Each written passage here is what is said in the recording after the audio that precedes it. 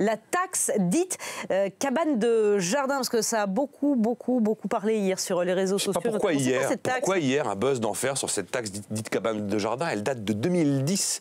Elle est appliquée depuis le deuxième trimestre 2012. Alors beaucoup de bruit et comme toujours quand il y a beaucoup de buzz, il y a quelques petits arrangements avec la réalité. On vous dit ah ouais c'est la taxe des cabanes jardin. Non, c'est la taxe des aménagements en tout genre. Cabane jardin, mais haute piscine aussi, garage, tout. Enfin, c'est pas la taxe cabane jardin. Après, on nous dit que ça va rapporter 1 milliard d'euros en 2016 sur les seules cabanes de jardin.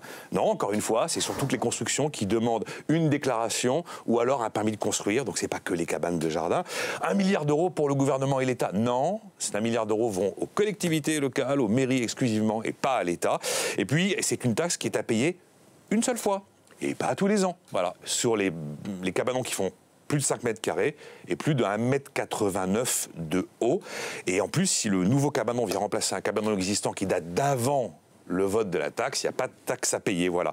Après, ça n'empêche pas d'avoir des situations un peu dingo où un pauvre diable se retrouve pour un pauvre cabanon à devoir lâcher quelques centaines d'euros, effectivement, de taxes. Les départements et communes décident de ça. Alors, il y a ceux qui vont l'appliquer super cher, le max, ceux qui ne vont pas l'appliquer du tout. D'où des situations impressionnantes là et pas de situation du tout là-bas.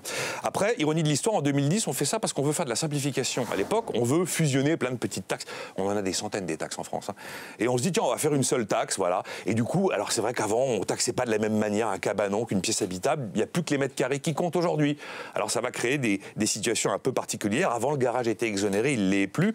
Mais bon, à l'évidence, on voit que les réseaux sociaux, si vous voulez, se nourrissent du ras-le-bol fiscal, quitte, et ça se comprend, à caricaturer un petit peu la fiscalité. Il faut reconnaître que notre fiscalité a des raisons, effectivement, d'être un peu caricaturée. Elle est un peu galopante. Alors si vous voulez faire du buzz, si vous voulez vous marrer sur les réseaux, eh bien, les raisons de s'indigner ne manquent pas. Parce que, par exemple, nos gouvernements, entre 2010 et 2014, ils nous ont pondu 44 taxes nouvelles.